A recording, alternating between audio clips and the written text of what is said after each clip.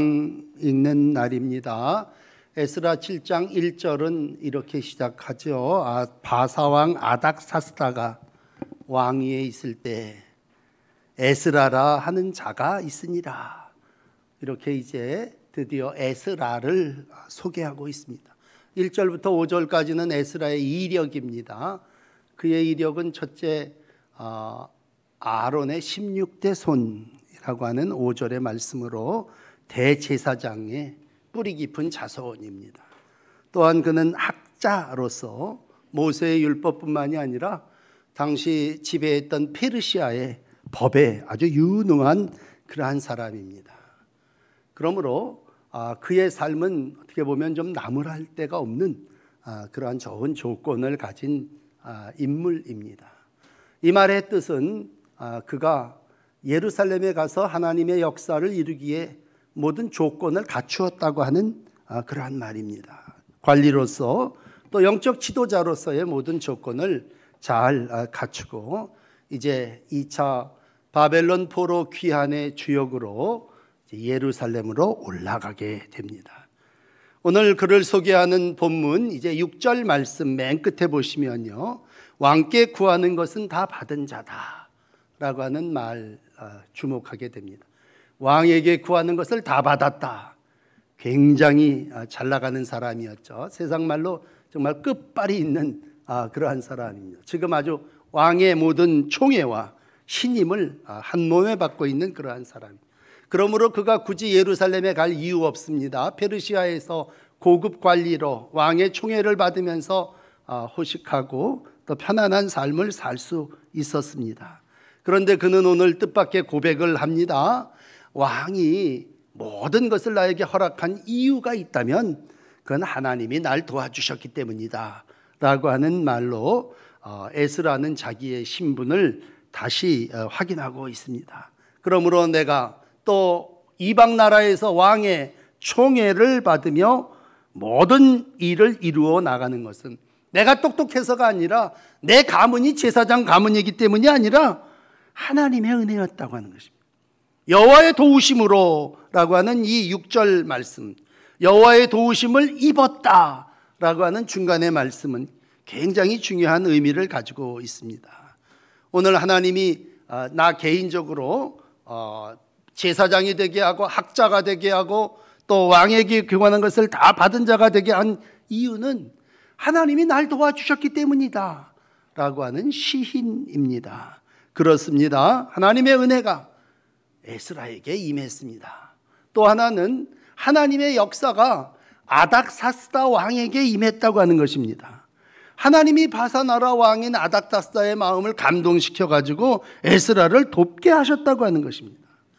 그러므로 하나님의 역사를 이야기할 때 이 사람이 율법에 익숙하니까, 이 사람이 하나님이 도와주시니까 모든 일을 이루었습니다라고 하는 것보다도 하나님은 오늘 아닥사스다 왕의 마음을 감동시키시고 그의 마음을 이루셔서 모든 일을 조정하시고 행하신다라고 고백하고 있습니다. 그렇습니다, 여러분. 우리가 지나간 날들을 생각할 때 에베네셀이라고 하는 말을 우리가 잘 쓰죠. 사무엘상 7장 12절에 사무엘이 돌을 취하여 미스바와 센 사이에 세우면서 하나님께서 여기까지 우리를 도우셨다. 그러니까 하나님이 나를 도와주시고 하나님의 손길이 함께 하셨다고 하는 시인이고 고백이죠. 마찬가지로 하나님께서 지난 주일날 우리가 에스더를 시작하면서 1장 1절을 읽지 않았습니까? 예레미야의 입으로 하신 말씀을 이루게 하시려고 하나님이 처음에는요, 바사의 왕이었던 고레스의 마음을 감동시킵니다. 그게 에스라 1장 1절의 시작 아닙니까? 고레스 원년에 여호와께서 예레미야의 입을 통하여 하신 말씀을 이루게 하시려고 바사의 왕인 고레스의 마음을 감동시키심에 그가 온 나라에 공포하고 조소를 내렸다라고 했을 때 고레스의 마음을 감동시키셨던 하나님이 이번에는 아닥사스다 왕의 마음을 다시 감동시키셔서 에스라로 하여금 네 마음대로 원하는 무슨 일이든지 다 하면서 바벨론을 떠나 이제 너의 나라인 예루살렘으로 돌아가라는 것이죠. 이 귀환을 명한 조서는요, 굉장히 힘 있는 편지입니다. 오늘 읽지는 않습니다만 13절 가서 보시면은요, 누구든지 너와 함께 갈지어다. 조서를 내리노니 너 데리고 가고 싶은 사람 있으면 다 데리고 가라, 그런 얘기입니다. 인적 지원을 하고 있습니다. 여기에 그치지 않고 물적으로 은금을 필요하지만 예물을 가지고, 더군다나 너는 하나님을 믿는 사람이니까 예루살렘에 가서 제단을 쌓거들랑 양이 필요하냐 소가 필요하냐, 제단에 쓸 것, 그리고 모든 것을 다 가져가라. 그래서 14절까지 내려가서 보면요, 참 하나님의 뜻을 따라 쓸지라, 이렇게 왕이 엄청 신앙 좋은 사람인 것처럼 표현을 하며 에스라에게 많은 특혜를 베풀고 인적 지원과 재정 지원을 하고 있습니다. 이 모든 게 에스라 개인의 부귀영화를 위한 것입니까? 아니죠. 오늘 하나님께서 그를 통해서 필요한 모든 것들을 이루시기 위해서 모든 일을 준비시켰고, 에베네셀 하나님이 도와주셔서 이제 이 일을 이루게 됐습니다. 오늘 두 번째, 실제로 그 일을 이제 집행하게 됩니다. 여러분, 모든 일을 준비하는 것도 지나간 과정도 중요하겠습니다만 실제로 중요한 것은 그 일을 이루냐라고 하는 것이죠. 오늘 두 번째 구절에 보면요, 첫째 달 초하루에 예루살렘을 떠납니다. 여러분, 예루살렘에 올라간다고 하는 것은 예루살렘에 가기 위해서 바벨론을 떠나야 이루어지는 거예요. 내 친척 본토 아비집을 떠나라고 하는 아브라함의 신앙의 시작은 하나님이 약속해 주신 땅을 가기 위한 출발이라면, 오늘 에스라는 바벨론을 진짜로 떠나요. 야, 그 좋은 자리, 그 높은 지위 다 팽개치고 오늘 바벨론에서 길을 떠납니다. 그리고 마지막 9절 끝에 보면 4개월이 지난 다섯째 달 초하루에 예루살렘에 도착하게 됩니다. 그러므로 이게 실제적인 사건입니다. 여러분, 우리가 신앙의 삶을 살아나가면서 많은 일을 우리 입으로는 할 수 있죠. 예배 찬송 우리가 다 입으로 합니다. 그러나 실질적으로 내 발이 바벨론을 떠나 예루살렘으로 올라갔냐라고 했을 때 오늘 에스라는 실천의 사람입니다. 그런데 그 고백을 기록하고 있는 에스라 8장 전체는요, 이것은 하나님의 선한 손의 도움이라고 표현하고 있습니다. 하나님의 은총을 입었다. 에스라는 그러므로 모든 일이 하나님의 은총으로 이루어진 일입니다. 실제적인 예를 하나 들어드리면요, 내일 읽게 되는 8장 보시면 아하와 강이라고 하는 곳에서 하나님께 모든 것을 맡기고 기도합니다. 근데 에스라서 8장 31절쯤 가서 보시면요, 이제 첫째 달 12일에 아하강을 떠나 예루살렘으로 가는데 하나님의 손이 우리를 도우십니다. 그러니까 가는 길에 뭐가 있어요? 대적이 있습니다. 또 매복이 있습니다. 올무가 있고 수렁이 있습니다. 요즘처럼 어려운 때를 살아나갈 때 노골적으로 대적하는 사람, 못 가! 안 돼! 그리고 가로막는 대적들이 있습니다. 그렇지만 또 몰래 숨어서 매복하는 자들도 있고 뒤에서 올무를 치는 그러한 이들도 있습니다. 왜? 네가 올라가면 안 된다고 하는 것이죠. 그러므로 목숨과 재산을 노리는 정도가 아니라 하나님의 역사를 가로막는 자의 손길이 있습니다. 그런데 하나님이 그 대적과 매복자들을 다 제거하시고 건져주셨습니다. 보호하시는 은혜가 에스라에게 함께해 주셨습니다. 그리고 에스라는 오늘 다시 본문으로 돌아와서 27절, 28절 맨 끝에 가서 이 하나님을 송축합니다. 그래서 에스라 7장은요, 에스라가 이러이러한 자이다 라고 시작해서 그가 하나님을 찬양했다 라고 하는 28절 말씀으로 마감되어집니다. 그의 송축하는 내용을 보십시오. 27절, 28절 보시면요, 송축할지로다 그가 왕의 마음에 여호와의 전을 아름답게 할 뜻을 두셨다. 그래서 나로 왕, 또 보좌관, 권세 있는 모든 방백 앞에서 은혜를 얻게 하셨도다.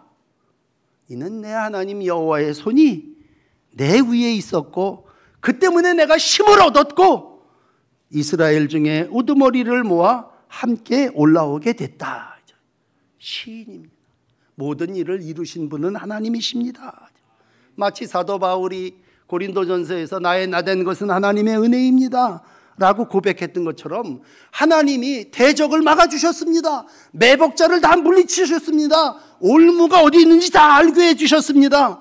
그러므로 왕의 칙령이 있어서 내가 산 게 아니라, 내가 눈이 밝고 똑똑해갖고 그 수렁을 내가 싹 건너뛴 게 아니라, 이 모든 것은 하나님이 나를 도와주신 것입니다. 이게 뭡니까? 시인입니다. 시인. 여러분, 신앙은 시인에서, 고백에서부터 시작되죠. 누구든지 주를 고백하는 게 신앙이고, 여러분도 오늘 나와서 우리 다 같이 사도신경으로 신앙을 고백합시다 그랬을 때 뭐예요? 내가 입으로 하나님을 고백하는 겁니다. 오늘 이 7장은요, 에스라가 자기의 삶을 이루신 하나님을 고백하고 시인하고 있는 것입니다. 많은 사람들이 이 부분에 있어서 왕이 조서를 줬으니까 올라간 거고, 왕이 여러 가지 특혜와 또 베품이 있었으니까, 그래서 왕 때문에 절대로 그렇게 표현하지 않습니다. 하나님의 손길 때문에 라고 고백하는 것입니다. 은혜 받은 사람 누굽니까? 왕 때문에 됐다고 고백하는 사람이 은혜 받은 사람이에요? 아니올시다. 은혜를 받았다고 하는 건 하나님 때문에 내가 이렇게 됐습니다 고백하는 것입니다. 여러분, 고백하면 하나님이 역사하십니다. 시인하면 하나님이 그 시인하는 믿음 위에 은혜를 더하여 주십니다. 살면서 우리가 할 수 있는, 예배에 나와서 고백하고 찬양하는 것이죠. 인정하고 시인하는 것이죠. 하나님이 도우셨다, 우리가 시인해야 합니다. 그런데 실질적으로 내 삶의 현장에서 저를 포함해서 다 드리는 말씀입니다만, 목사인 제가 설교하죠. 여러분, 하나님이 에베네셀로 여기까지 우리를 인도해 주셨습니다. 말은 하죠. 그런데 나가서 많은 방백들, 우두머리들 앞에서 이 일이 저 아닥사스다 왕이 한 일이 아니라 내 하나님이 선한 손으로 하신 일입니다, 그렇게 고백하시는 분은 많지 않다는 얘기입니다. 여러분, 신앙은 세상 사람들 속에서 하나님을 시인하는 것입니다. 나에게 역사하신 그 하나님을, 하나님이 이렇게 도우셨습니다. 그런가? 그리고 많은 게 아니라 내 입으로, 내 삶으로 하나님이 나를 도와주셨습니다. 아무개야. 하나님이 저 대적에게서, 저 매복에게서, 이 수렁과 올무에서 나를 이렇게 건져주셨어. 나 한바탕은 큰일 날 뻔했어. 그런데 하나님께서 건져주셨다고 뭐예요? 입술로, 내 삶으로 고백하는 것이 오늘 에스라 7장이고 우리의 삶의 모습이어야 합니다. 여러분, 시편은 127편 1절을 이렇게 시작하죠. 여호와께서 집을 세우지 아니하시면 세우는 자의 수고 헛됩니다. 여호와께서 성을 지키지 아니하시면 파수꾼 새벽 밤새도록 깨어있음 헛됩니다. 하나님이 지켜주셔야 되고 하나님이 보호해 주셔야 됩니다. 우린 이 부분에 아멘하고 그 다음에 뭐예요? 이러한 사실을 내 입으로 에스라처럼 발표해야 됩니다. 공개적으로 고백해야 됩니다. 결혼식에 가서 우리가 제일 중요한 게 뭡니까? 나 당신을 사랑한다고 하는 고백이 서로가 이루어질 때 그 약속 안에 혼인이 이루어진다면 오늘 고백이 예배를 통해서 하나님의 하신 일입니다. 하나님이 은혜를 베푸셨습니다. 오늘 에스라를 집에 가서 찬찬히 7장을 읽어보세요. 그리고 27절, 28절을 여러분의 고백으로 하나님께 드리시기를 축복합니다. 예수님 탄생할 때도 그런 일이 있었어요. 예수님 탄생하기 전에 세례 요한이 먼저 탄생하지 않습니까? 그 집 족보를 따라서 사가랴라고 하는 이름을 지으려고 그럽니다. 근데 엄마가 아니라는 거야. 요한이라는 이름을 지으라고 하는 것이에요. 아니, 우리 집에 요한이라고 이름을 지을 일이 없다 그랬어. 근데 그때 아버지가 입이 벙어리가 되지 않았습니까? 글로다가 요한이라고 씁니다. 그때 입이 열리고 혀가 풀리고 하나님을 찬양하게 됩니다. 이 부분이 누가복음 1장에 예수님 탄생 바로 전에 기록되어 있는데 66절에 이렇게 기록됩니다. 듣는 사람이 다 이 모습을 마음에 두면서 야, 이 아이가 앞으로 어떻게 될까? 그럴 때에 주의 손이 그와 함께 하심이더라. 요한의 출생을 하나님의 손이 그와 함께 하였다라고 하는 고백을 기록하고 있습니다. 그렇습니다. 우리가 시인할 때에, 내가 많은 사람 앞에 고백할 때에 하나님의 선한 손이 함께 하십니다. 에스라 개인적으로는 4개월 동안 여정이죠. 정말 먼 바벨론에서 예루살렘 길의 여행길, 산도 건너야 되고 한 1480km 정도 되는 그 길을 4개월 동안 간다면 그는 그의 길을 다 통과해서 하나님의 도우심으로, 하나님의 선한 손이 막아주셔서 내가 예루살렘에 오게 됐다라고 하는 실제적인 사건을 오늘 우리는 에스라 7장을 통해서 만납니다. 이제 마지막 세 번째 중요한 것은 이 하나님의 도우심으로 예루살렘에 왔어요. 예루살렘에 들어와서, 올라와서 이제 오늘 에스라가 이런 결심을 하나 합니다. 여러분, 신앙은 입술의 고백으로 시작한다면 결심으로 실행되어야 하지 않겠어요? 그렇다면 오늘 10절의 말씀을 보십시오. 이런 결단을 합니다. 나 예루살렘에 와서, 나 에스라 이제 여호와의 율법을 연구하여 준행하며 율례와 규례를 이스라엘에게 가르치기로 결심하였었더라 라고 하는 말씀으로 오늘 이제 본문을 마감하고 있습니다. 여러분, 예루살렘에 올라온 이유가 뭡니까? 여러분, 우리가 이 땅을 살아나가면서 분명한 목적이 있어요. 그래서 한동안 교회도 목적이 이끄는 교회, 그래서 그거 굉장히 유행하던 때가 있었습니다. 그렇다면 개인적으로 에스라, 야, 너 좋은 관리로서 바벨론의 그 호위오식 고관 그 자리 다 팽개치고 올라온 이유가 뭐야? 너 왜 올라왔어? 나 율법을 연구하고 싶어서 왔어. 연구한다는 얘기 뭐예요? 배운다는 얘기죠. 아니, 익숙하다는, 율법에 익숙한 사람, 익숙하다는 얘기는 통달했다는 뜻이에요. 완전히 알고 있다고 해박하다는 얘기입니다. 또 뭐 배울 게 있겠냐. 그러나 나 결심한 것, 첫째는 나 연구하고 싶어, 배우고 싶어, 나 율법을 배우고 싶어서 왔어. 두 번째는 그 배운 것을 실천, 준행하고 싶어. 내가 그것을 그대로 살고 싶다고 하는 얘기입니다. 여러분, 준행이라는 말은요, 행동이라는 말인데, 행동이라는 말은 내 전에 하던 그대로가 아니올시다. 율법을 듣고 안 다음에 그걸 실행한다는 얘기는 내가 전에 했던 것들을 버린다는 얘기예요.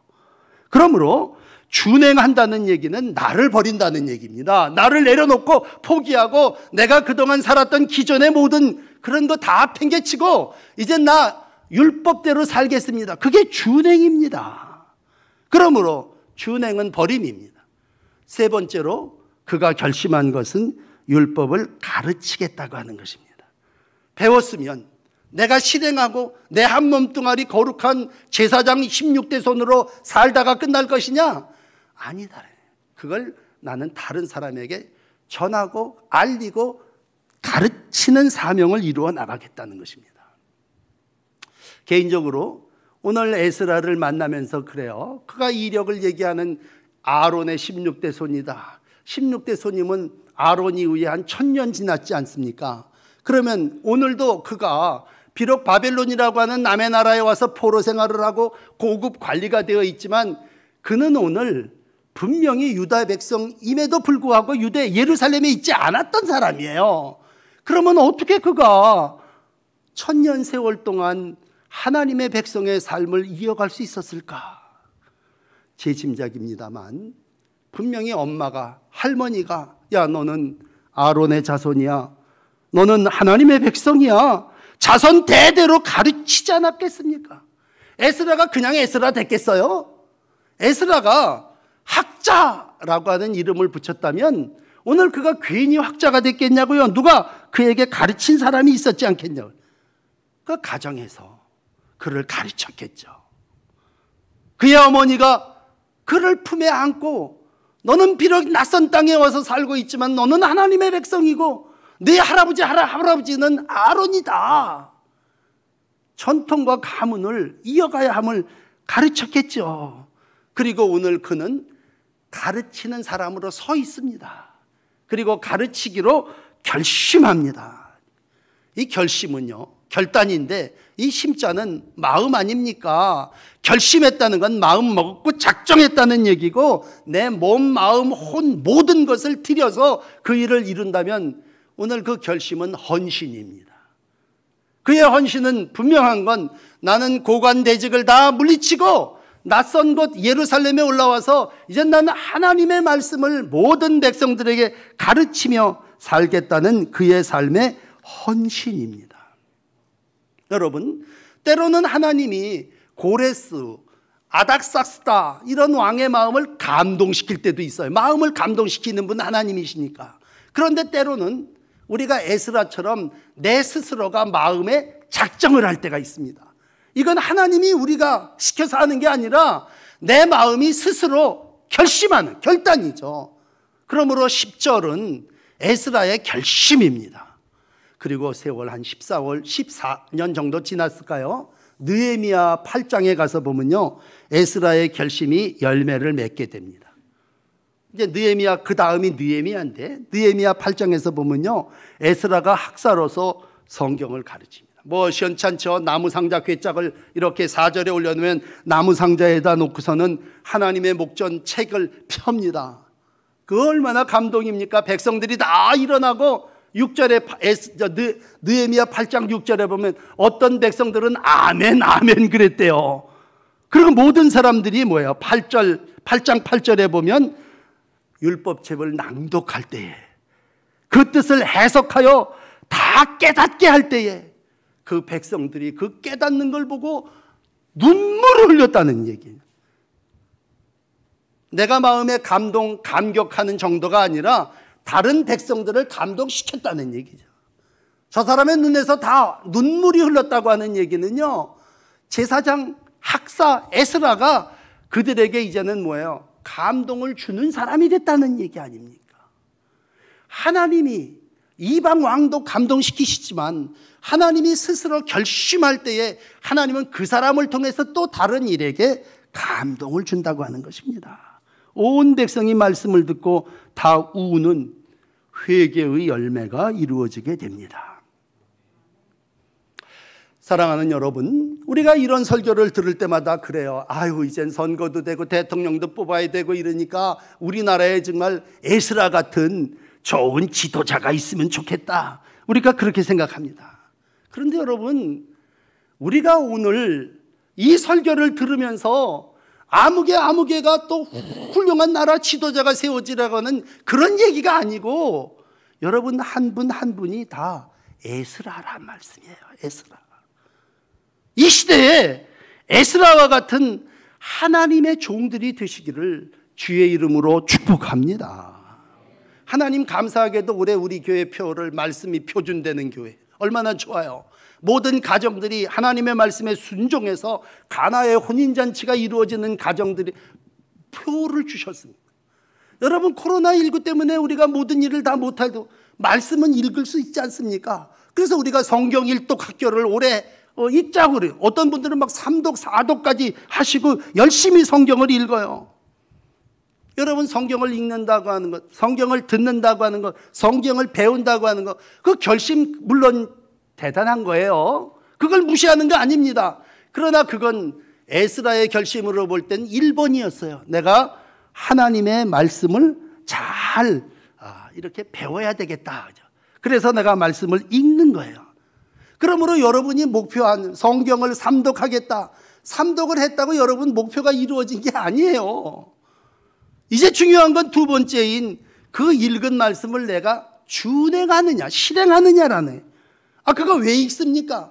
그대로 사냐고 읽는 거 아닙니까? 살지도 않을 걸 뭐 소설책처럼 읽는 겁니까?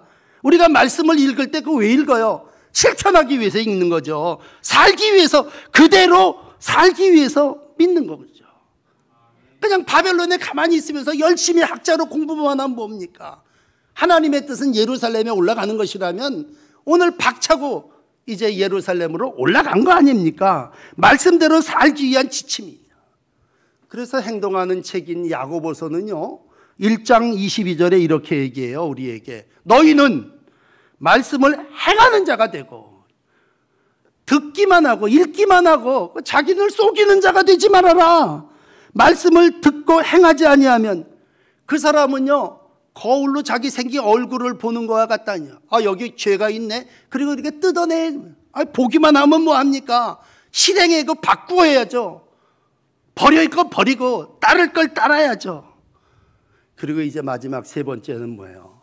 그 말씀을 다른 사람에게 가르쳐야죠. 여러분, 나만 말씀대로 살면 어떻게 에스라가 나왔겠어요? 그 할머니가, 그 엄마가 말씀대로 살면서 뭐예요? 아들, 손주에게 그 말씀을 가르치고 전했기 때문에 오늘 에스라가 학자가 됐고 제사장 후손이 된 거 아닙니까? 에스라와 같은 하나님의 종들이 되시기를 바랍니다.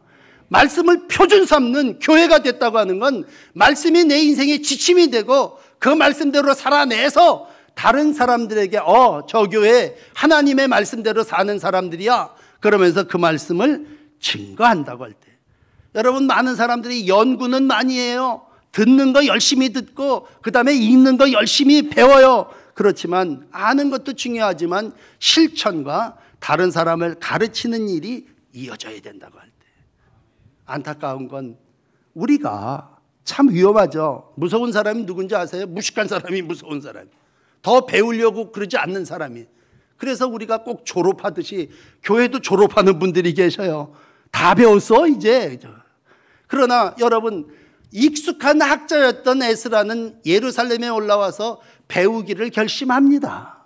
여러분에게 다시 한번 하나님의 말씀을 배우려고 하는 결심이 있으시고, 하나님의 말씀을 실행하려고 하는 결심이 있으시고, 하나님의 말씀을 다른 사람에게 가르치려고 하는 결심이 있었더라 라고 하는 10절이 삶으로 표현되시기를 부탁드립니다. 두 사람을 소개해드리며 마감합니다. 욥이라는 사람이 있어요. 여러분 아시는 대로 정말 엄청난 고난을 당했던 사람, 어려운 환경을 살았던 사람입니다. 마지막에 그는 승리했습니다. 갑절에 복을 받았고 하나님이 주시는 많은 자녀들의 복을 누리며 살았습니다. 이유가 뭡니까? 욥기 23장에 그이는 이렇게 고백을 합니다. 나의 가는 길을 하나님이 아신다. 그분이 나를 단련하신 다음에 내가 순금같이 되리라.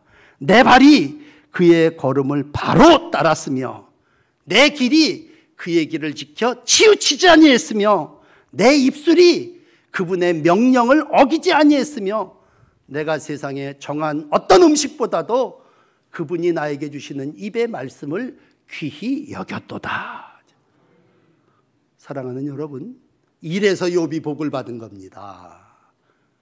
욥이 무슨 거저 먹은 게 아니라 에스라가 거저 하나님의 학사와 제사장 후손의 삶을 산 것이 아니라 그 고난과 포로 생활 속에서 그는 하나님의 말씀에 길라잡이를 따라서 좌로나 우로나 치우치지 아니하고 입술에 하나님의 명령을 귀히 여겨 살았기 때문입니다. 다들 어렵다고 얘기합니다. 그러나 이 어려운 때에 우리는 다시 근본인 하나님의 말씀으로 돌아와요.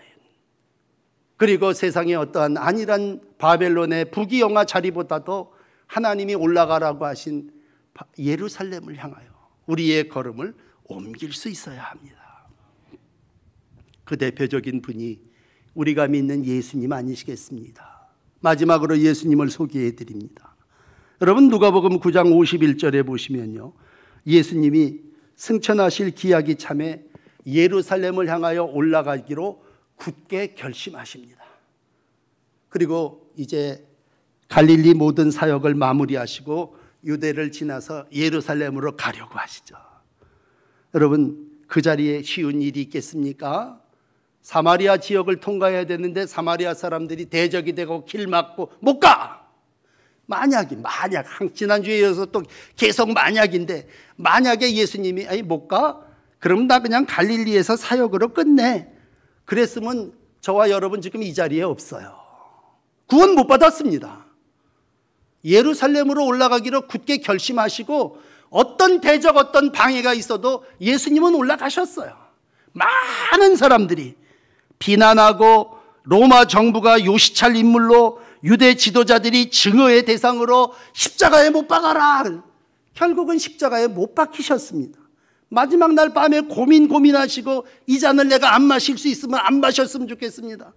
그 마지막 밤에 결심하시고 그걸 잡수셨기에 오늘도 우리가 하나님의 자녀, 구원받은 백성이 됐습니다. 여러분, 예수님이 예루살렘으로 올라가기로 결심하신 그 결심 때문에 우리가, 인류가 구원받은 거 아니겠습니까? 조금 힘든 일이 있다가 에이 그만두지 뭐. 그게 무슨 결심입니까?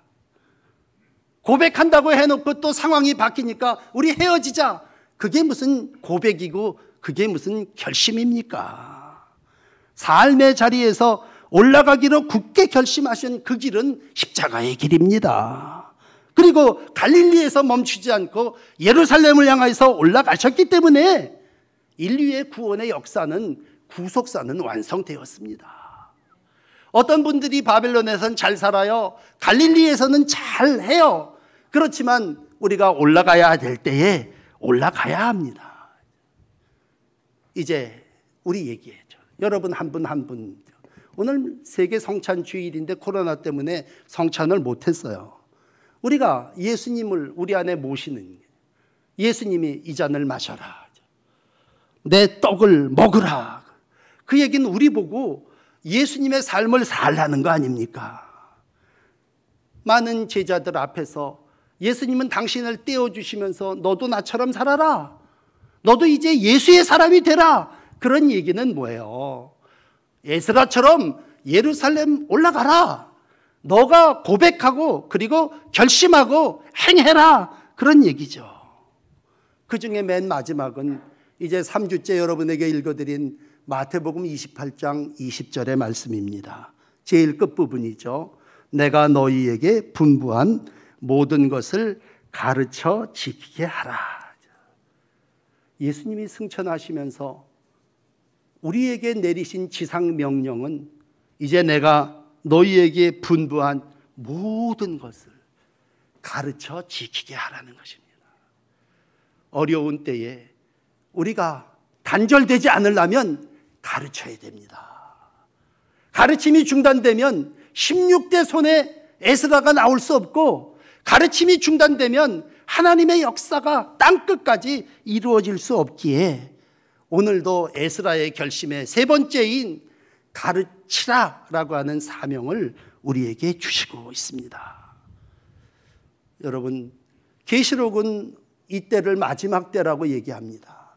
그리고 1장 3절에 이 예언의 말씀을 읽는 자, 듣는 자, 그 가운데 기록한 것을 지키는 자는 복이 있다, 때가 가까움이니라 말씀하고 있습니다.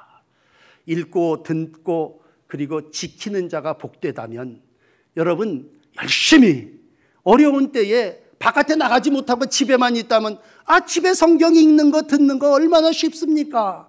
그 말씀을 지키고 사는 삶, 그리고 마지막으로 그것을 모든 사람들에게 가르치는 사명. 이 사명이 교사 누구누구, 나라의 지도자 아무개가 아니라 오늘 예배하는, 영상으로 이 예배를 참여하는 한 분 한 분 여러분입니다. 여러분이 에스라입니다. 여러분에게 에스라의 귀한 사명을 주시기 위해서 오늘도 하나님은 여러분을 위해서 놀라운 구원의 역사를 이루어가고 있습니다. 아닥사스다 왕 때에 에스라라 이름하는 자가 있더라, 그 1절에서 마지막 28절까지의 역사가 한 주간을 살아나가는 여러분의 삶의 역사, 하나님의 은혜의 증인들이 되시기를 축복합니다. 기도하십시다.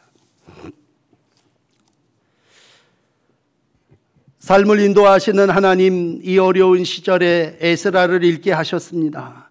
에스라가 자신의 풍요와 안일함보다 하나님의 뜻을 이루기 위해서 바벨론을 박차고 떠나서 예루살렘으로 올라가 하나님의 영광의 도구가 된 모습을 나누었습니다. 주님, 바벨론에서 이룬 모든 삶을 포기하는 거 힘든 일이지만 하나님이 오늘도 주신 사명이라면 우리의 지난 날들 것 내려놓게 하시고 다 미련을 버리고 얽매이기 쉬운 이방 풍습들 다 버리고 하나님의 뜻에 순종하는 결단이 우리 가운데 있어지기를 원합니다. 오늘도 설교를 들었습니다. 우리가 세상에 나가서 시인하고 고백하는 결심이 있기를 원합니다. 그저 좋은 사람, 심지 있는 사람으로 내 인생 마감하지 않게 하시고 내게 베푸신 하나님의 선한 손길을 다른 사람들 앞에 고백하며 내가 더 열심히 가르치는 날들을 살게 하여 주옵소서.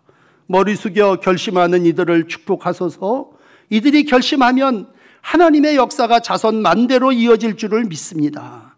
부족하지만 에스라를 들어 사용하신 하나님, 우리를 들어서 사용하여 주시고 다시 한번 어려운 때에 하나님의 역사의 흥황을 이루어가는 복된 성도와 동인천 교회가 되게 하여 주시옵소서. 예수님의 십자가의 지심을 돌이켜보며 오늘도 이 예수님을 내 안에 모십니다. 주님, 주님의 피와 주님의 살을 먹고 마시며 주의 거룩한 백성으로 새롭게 거듭나는 하나님의 종들 되게 하여 주옵소서. 예수 그리스도의 이름으로 간절히 기도드립니다. 아멘.